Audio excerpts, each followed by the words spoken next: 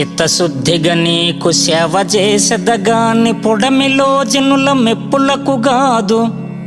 జన్మ పావనతకై స్మరణ చేసెదగాని సరివారిలో ప్రతిష్టలకు గాదు. ముక్తి కోసము నేను మృక్కి వేడెదగాని దండి భాగ్యము నిమిత్తంబుగాదు. నిన్ను పొగడగ విద్య నేర్చితిగాని ఉక్షి నిండెడు కూటి కొరకు కాదు.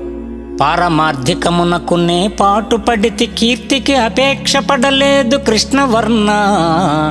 భూషణ వికాస శ్రీధర్మపుర నివాస దుష్ట సంహార నరసింహ దురిత దూర.